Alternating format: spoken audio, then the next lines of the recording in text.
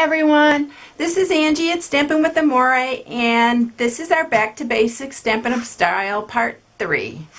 So today I'm going to share some of the main products that we need to use to create our card. Now, the first thing that I'm going to show you is a trimmer, and this is our Stampin' Up trimmer, and it's also scores, which I love this, and I use this more than I use my Simply Scored because I love cutting and scoring on the same tool. So now if you have any kind of cutting tool or scoring tool, that'll work as well, but this one does 2-in-1, and I just love this tool. So this is the basic, my favorite basic tool. So then the next thing that is I'm going to show you is our Simply Scored. And so this is our large scoring tool, and this is a diagonal scoring pad. And I love this for if you want to create your own envelopes, or if you want to create a card base that you score diagonally. This is great for that, or a 3D project you need to score diagonally on. This is very, very helpful. But this is the basic Simply Scored. And so if you have a trimmer and you don't have a scoring tool, this is a great scoring tool. So this is our Simply Scored, and then our trimmer and scoring tool in one. And then our next very important tool is to have a good pair of ribbon scissors and a little pair of, these are cut more precise, and they're great for our paper. These are our paper shears. So those are the basics that I wanted to share that everyone really needs to have to create your cards. And if you don't have a trimmer and you don't have a scoring tool, you can use a straight edge ruler and a pencil to mark it, and then just cut by hand. But to make it look more professional, you really should have a paper trimmer, and it cuts very clean, and they're always straight, your lines. So let's go ahead and get started with some basic card shapes, and I'm just gonna show you a couple today, and I'm just gonna bring up I'm going to use some very vanilla. Hopefully you can see this better than the Whisper White where I'm scoring. And I'm going to use my paper trimmer. And for the basic card base, it's 5.5 by 4 1/4.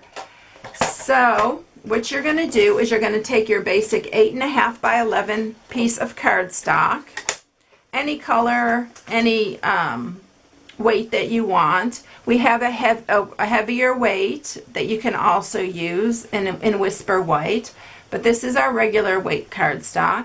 So what you're going to do first is, this is the 11.5 side. You are going to cut it at 5.5.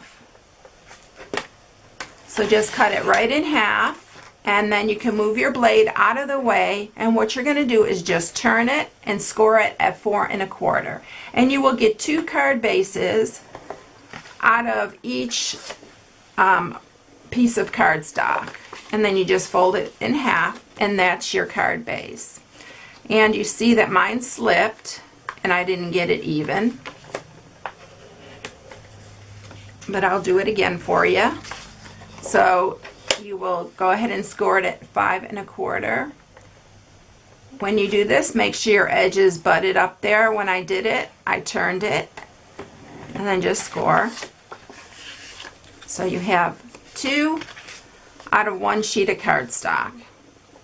So that is your basic card base.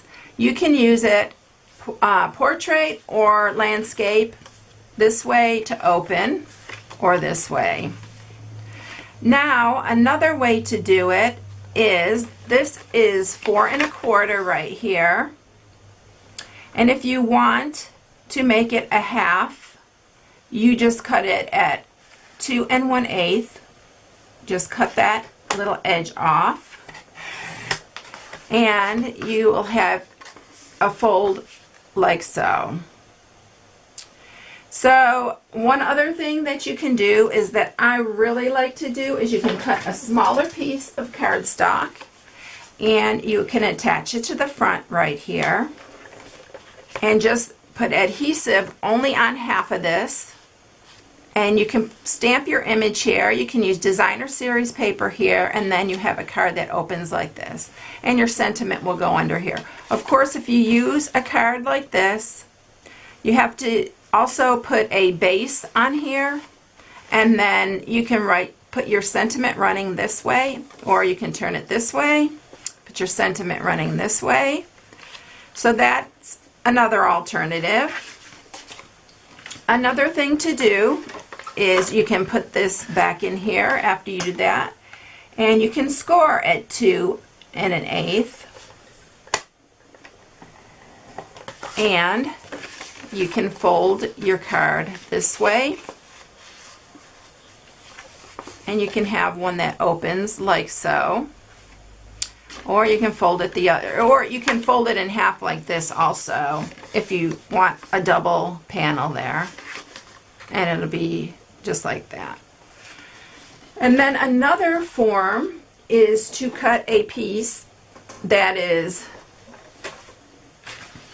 5 1/2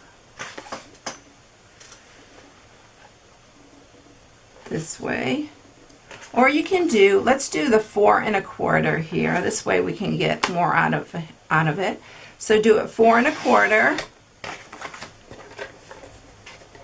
and this is the 8 1/2 inch side here. So then we're going to score it at 4 1/4. And then you have a square card. And you can do the same techniques. You can also cut this in half at 2 1/8.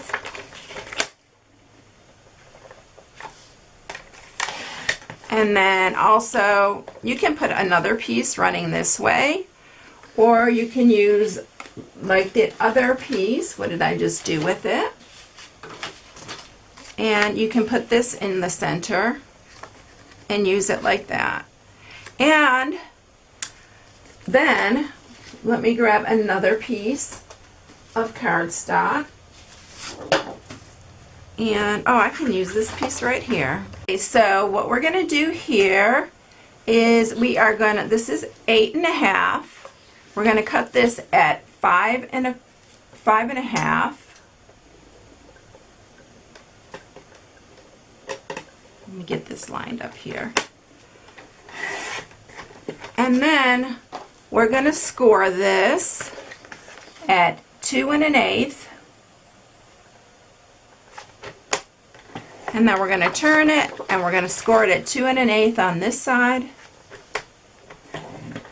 And then we're going to fold both of these in, and you will have a gatefold.